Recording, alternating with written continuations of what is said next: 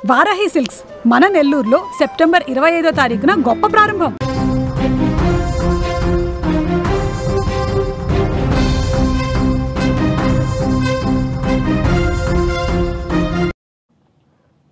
సమాజంలో జరుగుతున్న ఘటనలు బాల్యాన్ని చిదిమేస్తున్నాయి.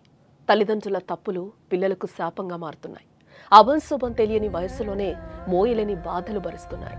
కాలం విసురుతున్న సవాళ్లకు వారి వద్ద సమాధానం లేకుండా పోతోంది. ఆనందానుభూతులతో నిండాల్సిన బాల్యం కన్నీరు కార్చుతోంది. తల్లిదండ్రుల క్షణికావేశంతో చేసే పనులతో వారు కన్న కంటిపాపల భవిష్యత్తు చీకటిమయంగా మారిపోతోంది. తాజాగా యాదాద్రి జిల్లాలో జరిగిన సురేందర్ ఘటనలో అతడి కుమారుడి రోదన అందరి గుండెల్లో బరువెక్కిస్తోంది. చావు పిలుస్తోందని తండ్రి వెళ్లిపోయాడు. భర్త చనిపోయాడని తల్లి అదే చెరువులో దూకేసింది. కానీ రెస్క్యూ బృందాలు ఆమెను కాపాడాయి. తల్లి బయటకు రాగానే ఆ బాలుడు ఆమెను హత్తుకొని ఏడుస్తున్న దృశ్యాలు కన్నీళ్లు పెట్టించే విధంగా ఉన్నాయి. ఆ విజువల్స్ ఒకసారి మీరు కూడా ఆ పిల్లాడు ఏం మాట్లాడుతున్నాడో ఒకసారి వినండి.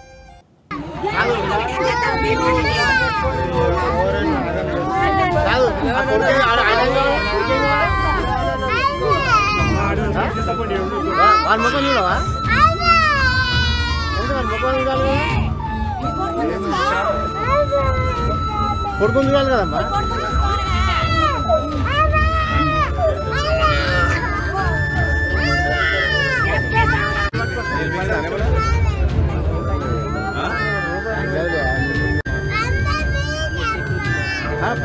వాడంతా బాగా అంటుండు.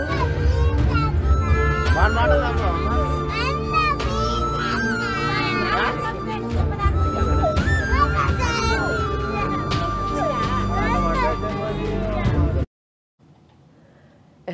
రెస్క్యూ బృందాలైతే సంధ్యని, సురేందర్ భార్య ఎవరైతే ఉన్నారో తనని కాపాడారో, కాపాడి పైకి తీసుకొచ్చిన తర్వాత తన కొడుకు తల్లడిల్లిపోతున్నాడు. అమ్మా, నాన్న చనిపోయాడు, నువ్వు చనిపోకమ్మా, ప్లీజ్ అమ్మా అని అమ్మని హత్తుకొని ఏడుస్తున్న దృశ్యాలు అందరినీ కూడా అక్కడున్న వారిని కంటతడి పెట్టేస్తున్నాయి. పిల్లల గురించి ఆలోచించాలి కదా అని చెప్పి కూడా పక్కనున్న వాళ్ళు ఓదారుస్తున్న పరిస్థితి కనిపిస్తుంది బంధువులు. ఈ విషయం చాలా హృదయ విదారకరంగా ఉంది. అక్కడ సిచ్యువేషన్ అంతా కూడా ఒక్కసారి మార్చేసిందని చెప్పొచ్చు. నన్ను చావు పిలుస్తోంది అంటూ కూడా సురేందర్ చెరువులో దూకి చనిపోయిన పరిస్థితి. ఈ విషయం తెలుసుకోగానే అక్కడ భార్య కూడా దూకేసిన పరిస్థితి. ఇదే నేపథ్యంలో ఆమెను రెస్క్యూ బృందాలన్నీ కూడా కాపాడి పైకి తీసుకొచ్చాయి. హన్మకొండ జిల్లా ఐనవోలు మండలం రామ్నగర్కు చెందిన బర్ల సురేందర్ తన కుటుంబంతో కలిసి హైదరాబాద్ రామంతపూర్లో నివాసం ఉంటున్నాడు. హైటెక్ సిటీలో ఐసిఐసిఐ బ్యాంకు మేనేజర్గా పనిచేస్తున్న సురేందర్ 10 రోజులుగా డిప్రెషన్లోకి వెళ్ళిపోయాడు. చావు తనను పిలుస్తోంది అంటూ కూడా ఆందోళనకు గురయ్యాడు. ఒక్కసారిగా శుక్రవారం ఉదయం బ్యాంకుకు వెళ్తున్నానని ఇంట్లో చెప్పి బయటకు వెళ్లాడు సురేందర్. నేరుగా బీబీనగర్ చేరుకున్నాడు. అక్కడ తన ఫోన్లో, నేను బీబీనగర్ చెరువు దగ్గర ఉన్నాను, 10 రోజుల నుంచి చావు నన్ను పిలుస్తోంది, అందుకే నేను చెరువులో దూకి చనిపోతున్నాను, నాకెలాంటి ఆర్థిక ఇబ్బందులు లేవు, నా చావు పాత ఇంటి దగ్గరే చెయ్యండి, నెల రోజుల తర్వాత అంతా సర్దుకుంటుంది, నా అంత్యక్రియలన్నీ కూడా పాత ఇల్లు ఏదైతే ఉందో అందులోనే జరగాలి అంటూ కూడా ఒక ఆడియో రికార్డుని కుటుంబ సభ్యులందరికీ కూడా సురేందర్ పంపించిన వైనం కనిపిస్తోంది. అనంతరం తన వద్ద ఉన్న వస్తువులను కట్టెపై పెట్టి చెరువులో ఒక్కసారిగా కూడా దూకేశాడు. సమాచారం అందుకున్న భార్య, బంధువులు పోలీసులకైతే సమాచారం ఇచ్చారు. చెరువు సమీపంలో సురేందర్ చెప్పులు, ఫోన్ కట్టెపై లభించాయి. పోలీసులు, ఎస్డీఆర్ఎఫ్ అలాగే ఫైర్ సిబ్బందితో కలిసి కూడా అక్కడ మొత్తం కూడా గాలింపు చర్యలు చేపట్టారు. ఒకవైపు భర్త కోసం గాలిస్తున్న సమయంలోనే అక్కడే ఉన్న అతడి భార్య సంధ్య భర్త మృతిని తట్టుకోలేక అదే చెరువులోకి దూకేసింది ఒక్కసారిగా. దీంతో కుటుంబ సభ్యులు, అక్కడున్న స్థానికులు కూడా ఒక్కసారిగా కూడా గట్టిగా అరిచారు. అక్కడే గాలింపు చర్యలు చేపడుతున్న పోలీసులు, ఎస్డీఆర్ఎఫ్, ఫైర్ సిబ్బంది కూడా ఆమెను వెంటనే రక్షించి కూడా పైకి తీసుకొచ్చారు. ఆ విజువల్ కూడా మీరు సుమన్ టీవీ స్క్రీన్ మీద చూడొచ్చు. ఆమె దూకింది. దూకగానే కూడా అక్కడ తక్షణం అక్కడున్న రెస్క్యూ సిబ్బంది కావచ్చు, పోలీసులు కూడా వెంటనే అప్రమత్తమయ్యి ఆమెని బయటకి తీసుకొచ్చే దృశ్యాలు కూడా మనకి అక్కడ కనిపిస్తున్నాయి.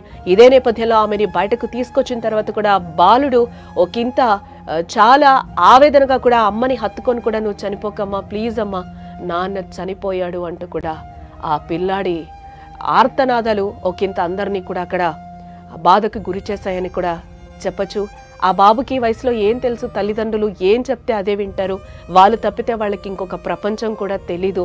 ఇదే నేపథ్యంలో తల్లి చేస్తున్న ఆ అఘాయిత్యానికి కూడా బాబు ఒక్కసారిగా కూడా భయపడిపోయిన పరిస్థితి అక్కడ మనకి కనిపిస్తుందని కూడా చెప్పుకోవచ్చు.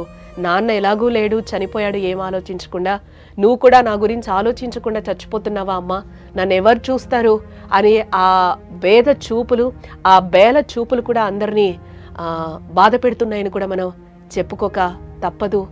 ఆమెని, ఆ బాబుని కూడా అక్కడ ఉన్న వాళ్ళందరూ కూడా ఓదారుస్తున్నారు.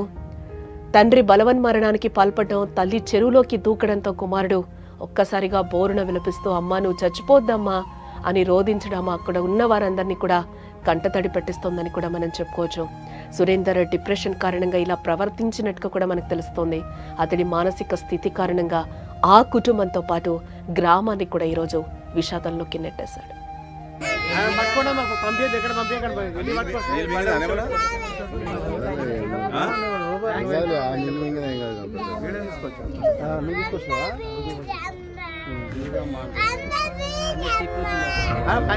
వాడంతా బాగా అంటుండు వాడి మాట